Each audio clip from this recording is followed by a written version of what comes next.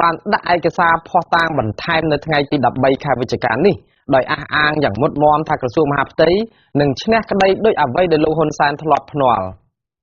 បើនិយាយអំពីភាគរយនៃការសង្ឃឹមរបស់ក្រុមមេធាវីរបស់យើងខ្ញុំដោយសារដូចខ្ញុំបានបញ្ជាក់មកអញ្ចឹងភស្តុតាងវាមានភាពច្បាស់លាស់រឹងមាំហើយច្រើនសន្ធឹកសន្ធាប់ដូចនេះគឺដែលបើនិយាយពីភាគរយក្រុមមេធាវីអាចវាយតម្លៃថានឹងសង្ឃថាមក 100% ក្នុងការឈ្នះក្តីក្នុងការដែលតុលាការយកទៅពិនិត្យនិងសម្រាប់រំលាយគណៈបកសង្គ្រោះជាតិបាទប៉ុន្តែអ្នកច្បាប់ចាត់ទុកថាទោះជាការដាក់ឯកសារភស្តុតាងបន្ថែមនេះច្រើនយ៉ាងណាក៏ដោយក៏រឿងនេះគ្មានយុត្តិធម៌សម្រាប់គណៈបកសង្គ្រោះជាតិនោះទេមេធាវីការពារក្តីរបស់លោកកម្មសខាមួយរូបគឺលោកហែមសុជាតិបញ្ជាក់ថាលោកកម្មសខាមិនបានចាត់ចែងឲ្យមានមេធាវីការពារក្តីរឿងប្តឹងរំលាយគណៈបកនយោបាយនេះទេព្រោះលោកចាត់ទុកថាវាជារឿងនយោបាយដូចថាជារឿងនយោបាយអញ្ចឹងអ្វីផុសតាំងដែលគេដាក់នោះមិនដឹងជាផុសតាំងស្អីទេខ្ញុំដូចជាមិនយល់ដែរពីព្រោះថានៅក្នុងរឿងព្រហ្មទណ្ឌមួយពាក់ព័ន្ធនឹងបទល្មើសផុសតាំងគឺវាមានជាសាក្សីឬក៏វត្ថុដែលពាក់ព័ន្ធក្នុងបទល្មើសបាទដល់រឿងនេះវាជារឿងនយោបាយមិនដឹងថាយកទៅផុសតាំងទៅប្រើនៅក្នុងស្អីបាទទីមួយទៀតពាក់ព័ន្ធករណីឯកដំកឹមសុខាគេចោទថាក្បត់ជាតិប៉ុន្តែយើងចោទជាសំណួរថាតាមបន្ទាប់ពេលនេះតុលាការបានកំណត់លោកកឹមសុខាថាជាជនក្បត់ជាតិនៅបើនៅអញ្ចឹងតើការម្លេះផ្អែកលើស្អីអញ្ចឹងណាអ្វីដែលគេដាក់ហ្នឹងគ្រាន់តែយុត្តិធម៌ទាំងមូលហ្នឹងដូចជាទៅមនុស្សទេបាទផតាងដែលក្រុមមេធាវីរបស់ក្រសួងមហាផ្ទៃអះអាងថារឹងមាំខ្លាំងដែលមិនធ្លាប់មានពីមុនមកនេះគឺគ្មានអ្វីក្រៅពីសេចក្តីថ្លែងការណ៍របស់ក្រុមមេធាវីដែលមានកម្រាស់62ទំព័រឯកសារផតាងថ្មីចំនួន4កញ្ចប់ទៀតគម្រប់26កញ្ចប់និងបញ្ជីឈ្មោះមន្ត្រីគណៈបក្សសង្គ្រោះជាតិរួមទាំងតំណាងរាស្ត្រជាប់ឆ្នោតទាំងអស់សរុប117នាក់ដែលក្រុមមេធាវីរបស់ក្រសួងមហាផ្ទៃដដែលនេះអះអាងថានឹងត្រូវហាមឃាត់មិនឲ្យធ្វើនយោបាយរយៈពេល5ឆ្នាំប្រសិនបើគណៈបក្សសង្គ្រោះជាតិត្រូវគេរំលាយមែននោះមតិជាតិនិងអន្តរជាតិចាត់ទុកចំណាត់ការរបស់រដ្ឋាភិបាលមកលើគណៈបកប្រឆាំងថាជារឿងនយោបាយហើយក៏បានថ្កោលទោសរដ្ឋាភិបាលកម្ពុជាយ៉ាងចាស់ដៃផងដែរតំណាងរាស្ត្រសហរដ្ឋអាមេរិកជាច្រើនរូបកំពុងស្នើច្បាប់និងសេចក្តីសម្រេចដើម្បីដាក់ទណ្ឌកម្មមន្ត្រីរដ្ឋាភិបាលកម្ពុជាហើយក៏ទាមទារឲ្យបញ្ឈប់ការធ្វើទុកបុកម្នេញគណៈបកប្រឆាំងអង្គការសង្គមស៊ីវិលនិងប្រព័ន្ធផ្សព្វផ្សាយឯករាជ្យសវនកម្មតុលាការកំពូលក្នុងរឿងក្តីរំលាយគណៈបក្សសង្គ្រោះជាតិនេះនឹងចាប់ផ្ដើមបើកនៅថ្ងៃទី16ខែវិច្ឆិកាខាងមុខនេះសន្តិសុខក៏ត្រូវបានរឹតបន្តឹងដោយសារតែក្រសួងមហាផ្ទៃបានប្រកាសហាម5មិនឲ្យពលរដ្ឋដែលគាំទ្រគណៈបក្សសង្គ្រោះជាតិជួបប្រជុំគ្នាដើម្បីតវ៉ាទោះជាការតវ៉ានោះដោយអហិង្សាក្តីបាទលោកអ្នកនាងជាទីមេត្រីតាក់ទងជាមួយនឹងចំណាត់ការរបស់ក្រសួងមហាផ្ទៃក្នុងការហាមឃាត់ប្រជាពលរដ្ឋមិនឲ្យចូលរួមតវ៉ានេះសង្គមស៊ីវិលព្រួយបារម្ភតាក់ទងចំណាត់ការដែលក្រសួងមហាផ្ទៃចេញលិខិតបញ្ជាទៅអភិបាលខេត្តទូទាំងប្រទេសឲ្យរៀបចំក្រុមការងារតាមដានឃ្លាំមើលដោយក្រសួងអះអាងថាជាអ្នកមានរបាយកលទាំងឡាយណាដែលចង់ផ្ដួលរំលំរដ្ឋាភិបាលនៅកម្ពុជាមន្ត្រីអង្គការសង្គមស៊ីវិលដែលលើកឡើងថាបទបញ្ជានេះនឹងធ្វើឲ្យប៉ះពាល់ដល់សិទ្ធិសេរីភាពនៅក្នុងការបញ្ចេញមតិរបស់ប្រជាពលរដ្ឋនិងចាត់ទុកវិធានការរបស់ក្រសួងមហាផ្ទៃបែបនេះថាជាការព្រួយបារម្ភចំពោះប្រជាពលរដ្ឋខ្លួនឯងហួសហេតុពេកប្រធានបណ្ដាញគណនេយ្យភាពសង្គមកម្ពុជាលោកសនជ័យមានប្រសាសន៍នៅថ្ងៃទី13ខែវិច្ឆិកានេះថាស្ថានភាពនយោបាយបច្ចុប្បន្នហាក់ឡើងកម្ដៅកាន់តែខ្លាំងត្បិតអីក្រសួងមហាផ្ទៃចេញលិខិតបញ្ជាទៅអភិបាលខេត្តទូទាំងខេត្តក្រុងនៅប្រទេសកម្ពុជាដែលហាមឃាត់ប្រជាពលរដ្ឋមិនឲ្យងើបតវ៉ាអំឡុងពេលដែលតុលាការកំពុងជំនុំជម្រះក្តីករណីរំលាយគណៈបក្សសង្គ្រោះជាតិលោកសានជ័យក៏ចាត់ទុកថាវិធាននេះគឺជាការរំលោភទៅលើរដ្ឋធម្មនុញ្ញព្រោះវិធានដដែលនេះបានបំបិទសិទ្ធិសេរីភាពនៅក្នុងការតវ៉ាដោយសន្តិវិធីរបស់ប្រជាពលរដ្ឋលិខិតរបស់អបនាយករដ្ឋមន្ត្រីនិងជារដ្ឋមន្ត្រីក្រសួងមហាផ្ទៃគឺលោកសខេងចុះនៅថ្ងៃទី13ខែវិច្ឆិកាបានស្នើឲ្យអភិបាលខេត្តរាជធានីទាំង25 រៀបចំក្រុមការងារជាប្រចាំដើម្បីបញ្ជាតាមដាននិងដោះស្រាយបញ្ហានានាដែលពាក់ព័ន្ធទៅនឹងឧបាយកលផ្ដួលរំលំរដ្ឋអំណាចនៅកម្ពុជានៅក្នុងលិខិតដដែលនេះឲ្យដឹងទៀតថាដើម្បីគ្រប់គ្រងតាមដានស្ថានភាពទាំងនេះនិងដោះស្រាយបញ្ហានេះឲ្យបានឆាប់រហ័សគឺត្រូវតែរៀបចំក្រុមការងារសម្រាប់បញ្ជាតាមដានបញ្ហានេះចាប់ពីថ្ងៃទី15ខែវិច្ឆិកាតទៅអ្នកវិភាគស្ថានភាពនយោបាយលោកបណ្ឌិតមាសនេះយល់ឃើញថាចំណាត់ការនេះគឺជារឿងសមស្របទៅនឹងស្ថានភាពបច្ចុប្បន្នក្នុងនាមជាអាជ្ញាធរដែនដីដើម្បីការពារសន្តិសុខនៅក្នុងសង្គមទោះជាយ៉ាងនេះក្តីអ្នកតាមដានស្ថានភាពនយោបាយរូបនេះលោកបានកត់សម្គាល់ទៀតថារហូតមកដល់ពេលនេះលោកហាក់មិនឃើញមានសញ្ញាណាមួយដែលប្រជាពលរដ្ឋងើបបះបោរប្រឆាំងទៅនឹងរដ្ឋាភិបាលក្នុងអំឡុងពេលរំលាយគណបកប្រឆាំងនៅថ្ងៃទី16ខែវិច្ឆិកានោះឡើយទេ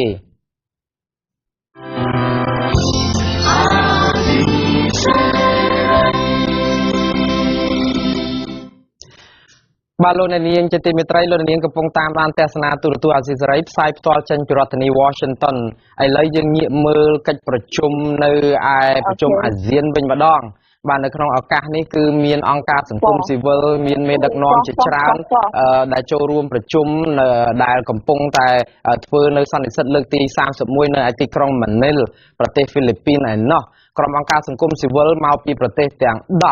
នៅក្នុងសមាជិកអាស៊ាននិងប្រទេសកុងហ្គោផងនោះបានធ្វើសេចក្តីថ្លែងការណ៍រួមគ្នាមួយដើម្បីដាក់ជូនទៅសន្និសីទនេះហើយសេចក្តីថ្លែងការណ៍នេះគឺលើកអំពីបញ្ហាសំខាន់មានដូចជាបញ្ហាសន្តិភាពសន្តិសុខក្នុងតំបន់ភាពថ្លៃថ្នូររបស់មនុស្សការងារចំណាក់ស្រុក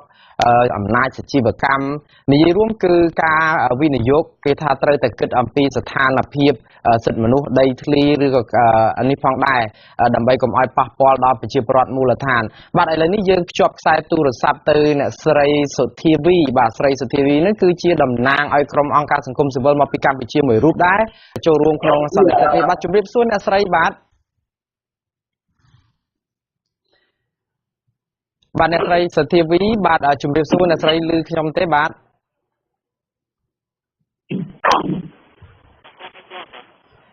អ្នកស្រីសុធាវីប្រហែលជាមិនទាន់បានទទួលសម្លេងពីខាងខ្ញុំនៅឡើយទេ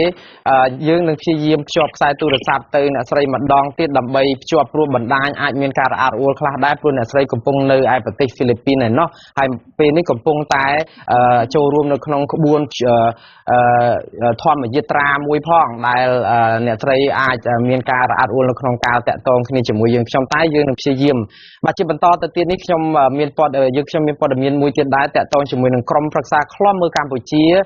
ថ្កោលទោសរដ្ឋាភិបាលលោកហ៊ុនសែនដែលបង្ខំបោះបង្គោលព្រំដែនកម្ពុជាវៀតណាមនៅក្នុងកលៈទេសៈប្រទេសកម្ពុជាគ្មានឯកភាពជាតិនិងកំពុងតែមានវិបត្តិនយោបាយធ្ងន់ធ្ងរបែបនេះអង្គការដដែលបានបង្ហាញទៀតថាសកម្មភាពបែបនេះគឺជាការអនុវត្តផ្ទុយពីច្បាប់ជាតិនិងអន្តរជាតិក្រុមប្រឹក្សាឃ្លាំមើលកម្ពុជាចាត់ទុកសកម្មភាពរបស់លោកហ៊ុនសែនដែលបានបង្ខំការបោះបង្គោលព្រំដែនកម្ពុជាវៀតណាមថាបានអនុវត្តផ្ទុយពីឆន្ទៈប្រជាពលរដ្ឋខ្មែរនិងផ្ទុយពីកិច្ចព្រមព្រៀងទីក្រុងប៉ារីសឆ្នាំ1991ប្រធានក្រុមប្រឹក្សាឃ្លាំមើលកម្ពុជាគឺលោកម៉ែនណាតបញ្ជាក់នៅក្នុងសេចក្តីថ្លែងការណ៍របស់ខ្លួននៅថ្ងៃទី13ខែវិច្ឆិកានេះដែលចាត់ទុកការបដិញ្ញារបស់លោកនាយករដ្ឋមន្ត្រីហ៊ុនសែននិងនាយករដ្ឋមន្ត្រីវៀតណាមងួនសួនហ្វុកថានឹងបញ្ចប់ការបោះបង្គោលព្រំដែនឲ្យរួចរាល់នៅឆ្នាំ2018ខាងមុខនេះនោះគឺជាការនាំឲ្យកម្ពុជាខាតបង់យ៉ាងធ្ងន់ធ្ងរការបដិញ្ញានេះគឺធ្វើឡើងនៅក្នុងជំនួបមេដឹកនាំទាំងពីរនៅក្នុងអំឡុងពេលប្រជុំកំពូលអេប៉ិចកាលពីថ្ងៃទី11ខែវិច្ឆិកាឆ្នាំ2017នៅឯខេត្តដាណាងប្រទេសវៀតណាមលោកម៉ែនណាតបញ្ជាក់ថាលោកមិនឯកភាពចំពោះការបង្ខំឲ្យបោះបង្គោលព្រំដែនរវាងមេដឹកនាំកម្ពុជានិងវៀតណាមក្នុងពេលដែលប្រទេសកម្ពុជាមិនទាន់មានឯកភាពជាតិដូច្នេះនោះទេអាស៊ីសេរីមិនទាន់អាចតាក់ទងលោកវ៉ាកំហុងប្រធានគណៈកម្មាធិការព្រំដែនកម្ពុជានិងលោកបណ្ឌិតសុកទូចប្រធានវិទ្យាស្ថានទំនាក់ទំនងអន្តរជាតិកម្ពុជានៃរាជបណ្ឌិតសភាកម្ពុជាបាននៅឡើយទេដើម្បីសូមបំភ្លឺជំវិញការចេញសេចក្តីថ្លែងការណ៍របស់ក្រុមប្រឹក្សាឃ្លាំមើលកម្ពុជានេះអនុប្រធានគណៈកម្មាធិការព្រំដែនកម្ពុជាអ្នកស្រីកុយពិសីឯណោះវិញបាទបានមកបកបញ្ជាក់ប្រាប់អ្នកកាសែតនៅក្នុងស្រុកកាលពីសប្តាហ៍មុននោះថាកម្ពុជាវៀតណាមបានបោះបង្គោលព្រំដែនធំបាទនៅខេត្តព្រៃវែងជាមួយនឹងខេត្តដុងថាប់ នឹងខេត្តក្រចេះជាមួយនឹងខេត្តបិញភឿរួចរាល់ 100% ហើយភាគីទាំងពីរត្រូវបន្តបោះបង្គោលព្រំដែនបន្ថែមមួយចំនួនទៀតឲ្យចប់នៅដំណាច់ឆ្នាំ 2017 នេះប្រធានកម្មសាឃ្លាំមើលកម្ពុជាបានអំពាវនាវដល់រដ្ឋាភិបាលលោកហ៊ុនសែនឲ្យបញ្ឈប់ការបោះបង្គោលព្រំដែនកម្ពុជាវៀតណាមជាបន្ទាន់ដោយរងចាំរហូតដល់កម្ពុជាមានឯកភាពជាតិនិងមានប្រក្រតីភាពនៃស្ថានភាពនយោបាយដូចដើមសិនអ្នកខ្លាំមើលព្រំដែនលោកម៉ែនណាតសង្កត់ធ្ងន់ថាការបោះបង្គោលព្រំដែនដែលនាំឲ្យមានមន្ទិលសង្ស័យនិងមិនប្រក្រតីកន្លងមករដ្ឋាភិបាលរដ្ឋសភាជាតិត្រូវតែពិនិត្យនិងសាររើឡើងវិញដើម្បីធានានៅដែនអធិបតេយ្យនិងបូរណភាពទឹកដីរបស់កម្ពុជាដែលមានកំណត់ក្នុងរដ្ឋធម្មនុញ្ញនិងកិច្ចព្រមព្រៀងសន្តិភាពទីក្រុងប៉ារីសឆ្នាំ 1991 ដែលជាឆ្អឹងខ្នងដ៏រឹងមាំក្នុងការបញ្ជៀសការរំលោភឈ្លានពានពីវៀតណាមបាទលោកអ្នកនាងជាទីមេត្រីឥឡូវយើងភ្ជាប់អ្នកស្រីសុធីវីបានវិញហើយយើងនឹងសន្ទនាគ្នាជាមួយអ្នកស្រីជុំវិញការទាមទាររបស់អង្គការសង្គមស៊ីវិលនៅក្នុងកិច្ចប្រជុំអាស៊ាននេះបាទជម្រាបសួរអ្នកស្រីសុធីវីម្ដងទៀតបាទ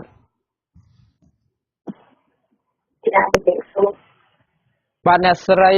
សុធីវីនៅក្នុងនេះគឺបាទជម្រាបសួរអ្នកស្រីទទួលខាងខ្ញុំបានទេបាទចាបាទអ្នកស្រីឥឡូវនេះបាទអ្នកស្រីកំពុងតែនៅឯប្រទេសហ្វីលីពីនចូលរួមនៅក្នុងកម្មវិធីហើយកំពុងតែរៀបចំក្បួនធម្មយាត្រាអីផងអ្នកស្រីអាចរៀបរាប់ត្រួសអំពីគោលបំណងនៃការចូលរួមរបស់សង្គមស៊ីវិលនៅក្នុងវេទិកាជំនួបកំពូលរបស់មេដឹកនាំពិភពលោកនិងអាស៊ាននេះផងទេបាទចាគោលបំណងរបស់អង្គការសង្គមស៊ីវិលនៅក្នុងកិច្ចពិភាក្សាទាក់ទងទៅនឹងកិច្ចការងារនៅក្នុងអាស៊ាននេះគឺមានគោលបំណងពង្រឹងនៅសន្តិភាពប្រជាពលរដ្ឋសម្រាប់យុត្តិធម៌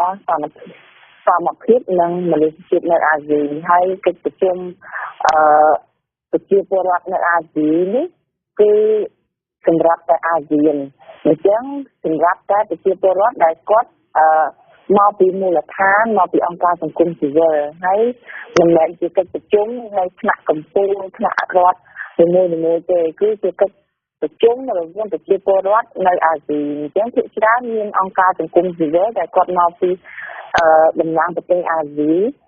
ទាំង10បូកទាំងទី1ហើយនឹងប្រជាពលរដ្ឋអង្គការតាមមូលដ្ឋាននិងសកម្មជនដែលគាត់ធ្វើកិច្ចការងារពាក់ព័ន្ធទៅនឹងរឿងដីធ្លីព្រៃឈើរឿងធនធានធម្មជាតិផ្សេងៗហ្នឹងចាគាត់មកចូលរួមផងដែរ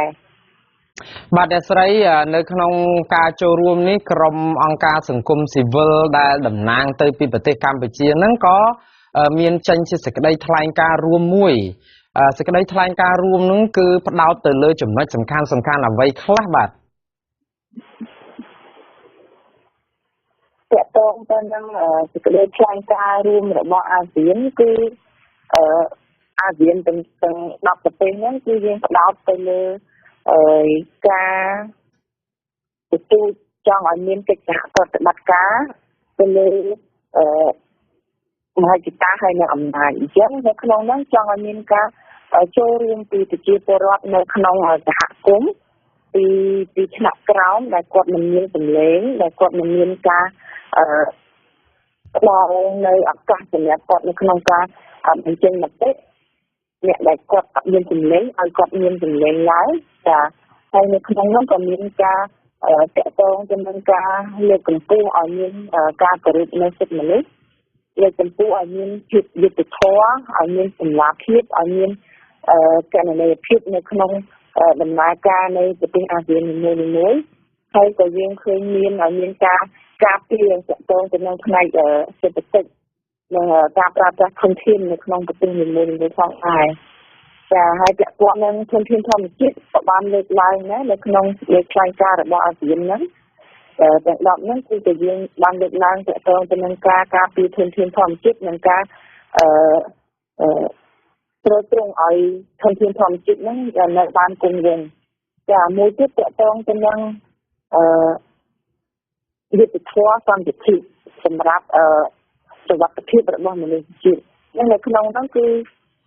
មានការលើកឡើងពីតំណាងប្រទេសដើម្បីឲ្យមានយុទ្ធធម៌សម្រាប់មនុស្សជាតិទាំងអស់មិនមែនសម្រាប់តែជន លើក្រុមទេប៉ុន្តែឲ្យមានសម្រាប់ពួកមនុស្សជាពិសេសជនងាយរងគ្រោះចាហើយក្នុងខ្លួនដែរក៏មានការទទួលឲ្យមានការគោរពការការពារទៅទៅសិទ្ធិមនុស្សហើយឲ្យមានការទទួលស្គាល់ទទួលយកនៅក្នុងដំណើរការដែលមានភាពយុត្តិធម៌នៅក្នុងការធ្វើការងារអ្វីមួយឲ្យមានភាពត្រឹមត្រូវក្នុងដំណើរការហ្នឹងអ្នកស្រីនៅក្នុងលេខខ្លាំងការហ្នឹងគឺការចូលរួមរបស់ប្រទេសទាំង10ដែលគាត់បានស្នើសុំឡើងដើម្បីឲ្យមានការការពារទៅលើអ្នកចំណាក់ស្រុកចិត្តអ្នកចំណាក់ស្រុកអីផ្សេងៗនិងសុវត្ថិភាពអាហារសម្រាប់មនុស្សជាតិដែលអ្នកខ្លះគាត់មានការខ្វះខាតអីចឹងមានការលើកឡើងច្រើនទាក់ទងនឹងបញ្ហាជាពិសេសពីសហគមន៍ផ្ទាល់បាទអ្នកស្រីមានប្រសាសន៍សំខាន់មួយដែរទាក់ទងជាមួយនឹងសន្តិភាពនិងយុត្តិធម៌ហើយនឹងបញ្ហាសិទ្ធិមនុស្សដែលមើលទៅដូចជាបដិកលាគ្នាខ្លាំងណាស់តើអ្វីដែលជាកង្វល់របស់អង្គការសង្គមស៊ីវិលពាក់ព័ន្ធជាមួយនឹងសិទ្ធិមនុស្សនៅកម្ពុជាហ្នឹងពេលដែលដាក់នៅក្នុងសេចក្តីថ្លែងការណ៍ហ្នឹងតើសិទ្ធិមនុស្សហ្នឹងសំដៅទៅលើការរឹតបន្តឹងសិទ្ធិសេរីភាពរបស់អង្គការសង្គមស៊ីវិលនិងប្រព័ន្ធផ្សព្វផ្សាយឬក៏គណៈបកនយោបាយឬក៏ជាចំណុចអីដែលផ្ដោតសំខាន់ជាងគេបាទអ្នកស្រីចានៅក្នុងហ្នឹងក៏យើងបានលើកឡើងមានប្រទេសកម្ពុជាជាផ្នែកមួយនៅក្នុងហ្នឹងដែរដែលស្នើសុំទៅគណៈរដ្ឋាភិបាលកម្ពុជាព្រមទាំងជាជាតិអាស៊ាននៅក្នុងការយកទុកដាក់ជួយពង្រឹងជួយជួយខែរក្សាតកតងទៅនឹងសន្តិសុខភាពនៅក្នុងប្រទេសកម្ពុជាជាពិសេសផ្ដោតទៅលើសិទ្ធិសេរីភាពជាមូលដ្ឋាននៅក្នុងប្រទេសកម្ពុជាហើយនឹងការស្ថានភាពដែលកើតឡើងនៅពេលបច្ចុប្បន្នតកតងទៅនឹងការរឹតបន្តឹងទៅលើសិទ្ធិរបស់អង្គការសង្គមស៊ីវិលតកតងទៅនឹងការរឹតបន្តឹងឬក៏បិទនៅសិទ្ធិសេរីភាពអ្នកការព័ត៌មានតកតងទៅនឹងការគម្រាមកំហែងទៅលើនយោបាយឬក៏ការបំបិទសិទ្ធិគណៈបកនយោបាយនៅក្នុងការចូលរួមដើម្បីមានលទ្ធិជាប្រតិបត្តិនៅក្នុងប្រទេសកម្ពុជាហើយក៏មានការលើកឡើងទាក់ទងទៅនឹងទទួលឲ្យមានការរកយុត្តិធម៌សម្រាប់សកម្មជនគាត់ជួយពីក្នុងសង្គមជួយពីការងាររបស់សង្គមផងដែរបាទអ្នកស្រីខ្ញុំមានសំណួរពីរទៀតចុងក្រោយគឺសំណួរបន្ទាប់នេះគឺពាក់ព័ន្ធទៅនឹងយន្តការបន្ទាប់នៅពេលដែលដាក់សេចក្តីថ្លែងការណ៍ទៅនៅក្នុងកិច្ចប្រជុំបែបនេះតើសេចក្តីថ្លែងការណ៍នោះនឹងដាក់ទៅខាងស្ថាប័នណាហើយសង្ឃឹមថាមានប្រសិទ្ធភាពឆ្លើយតបប៉ុណ្ណាបាទត្រង់ចំណងការដាក់សេចក្តីថ្លែងការណ៍ហ្នឹងគឺនៅថ្ងៃស្អែកគឺមានធ្វើ conference បញ្ហាព័ត៌មានហើយការហ្នឹងក៏នឹងផ្ញើជូនទៅដល់ក្រសួងការបរទេសរបស់មកគាត់ចែករំលែកទៅប្រទេសអាស៊ានផ្សេងទៀតហើយបើសិនជាបានអាចជានៅក្រោយខាងគណៈកម្មការថ្នាក់ជាតិនៅហ្វីលីពីនគាត់នឹងប្រជុំជាមួយនឹងសហព័ន្ធផ្សេងៗទាំងស្ថាប័នរដ្ឋាភិបាលនិងស្ថាប័នជាតិនិងអន្តរជាតិដើម្បីដាក់នៅសេចក្តីថ្លែងការណ៍នេះទៅតាមអង្គភាពផ្សេងៗនៅប្រទេសនានាផងដែរបាទអ្នកស្រីសំណួរចុងក្រោយថាកន្លងមកនៅក្នុងការដាក់សេចក្តីថ្លែងការណ៍អនុសាសន៍ឬក៏ក្តីកង្វល់របស់អង្គការសង្គមស៊ីវិលនៅក្នុងជំនួបធំបែបនេះតើមានប្រសិទ្ធភាពប៉ុណ្ណាដែរបាទកន្លងមកនិយាយទៅត្រង់ទៅតកតងនឹងសេចក្តីថ្លែងការណ៍យើងឃើញថាមានភាគរយតិចតួចណាស់ដែលមានការឆ្លើយតបភាគច្រើនច្រើនតែមានការច្រើនចោលប៉ុន្តែយើងមិនមានការអស់សង្ឃឹមទេយើងនៅតែបន្តទទួលស្នើសុំដល់រដ្ឋាភិបាលកម្ពុជាទី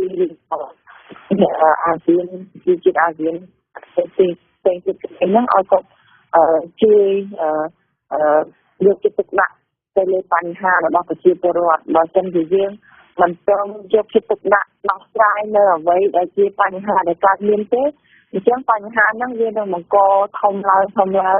នៅក្នុងសង្គមរបស់យើងជាហើយគឺជារៀនជាការកិច្ចពិសារវាងប្រជាជនអាស៊ាននិងរដ្ឋាភិបាលដើម្បីឲ្យគាត់យកចិត្តទុកដាក់និងធ្វើការអន្តរាគមន៍ទៅលើបញ្ហាទាំងអស់ហ្នឹងបាទអរគុណលោកស្រីសុធាវីដែលបានផ្ដល់បទសម្ភាសន៍នេះបាទសូមជម្រាបលាចាអរគុណជំរាបលា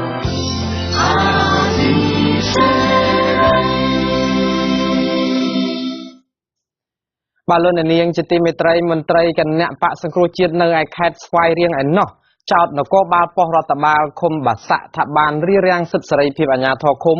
មកពីខាងគណៈបកប្រឆាំងនិងគម្រាមវាយខ្នោះនៅគ្រាដែលមន្ត្រីបករូបនោះកំពុងតែធ្វើដំណើរទៅទីរួមខេត្តស្វាយរៀងពួកគេចាត់ទុកការរារាំងនេះថាជាសារគម្រាមកំហែងផ្នែកនយោបាយនិងបំផិតបំភ័យដល់ពលរដ្ឋដែលគាំទ្រគណៈបកប្រឆាំងអាជ្ញាធរមូលដ្ឋានមកពីកូតាគណៈបកសង្គ្រោះជាតិនៅឯឃុំបាសាក់ស្រុកស្វាយជ្រុំឲ្យដឹងនៅថ្ងៃទី13ខែវិច្ឆិកានេះថានគរបាលប៉ុស្តិ៍រដ្ឋបាលឃុំបាសាក់បានយករឿងនយោបាយមកដាក់សម្ពាធលើអាជ្ញាធរមកពីខាងគណៈបកជំទាស់ដោយរារាំងសិទ្ធិសេរីភាពរបស់ពួកគេទាំងបំពានច្បាប់ដោយលើកហេតុផលថាជាបទបញ្ជាពីថ្នាក់លើជំទប់ទី2ឃុំបាសាក់មកពីខាងគណៈបកសង្គ្រោះជាតិលោកហែនហាំង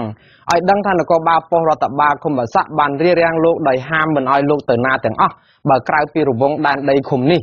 លោកបន្តថាមុនពេលដែលនគរបាលបំបិទសិទ្ធិសេរីភាពលោកមេឃុំបាសាក់មកពីគណៈបកកណ្ដាលអំណាចធ្លាប់បានមកបញ្ចុះបញ្ចូលលោកឲ្យចុះចូលទៅជាមួយនឹងគណៈបកប្រជាជនកម្ពុជាហើយសន្យារក្សាតំណែងព្រមទាំងប្រគល់តួនាទីជាមេឃុំជូនលោកវិញនៅពេលដែលបោះឆ្នោតអាណត្តិក្រោយទៀតក៏ប៉ុន្តែលោកបានបដិសេធប្រធានប្រតិបត្តិគណៈបកសង្គ្រោះជាតិខេត្តស្វាយរៀងលោកម៉ៅវិបុលក៏សម្គាល់ថារូបភាពនៃការដាក់កម្លាំងរារាំងសកម្មភាពរបស់មន្ត្រីគណៈបកប្រឆាំងនេះកើតមានស្ទើរតែគ្រប់ស្រុកទាំងអស់នៅខេត្តស្វាយរៀង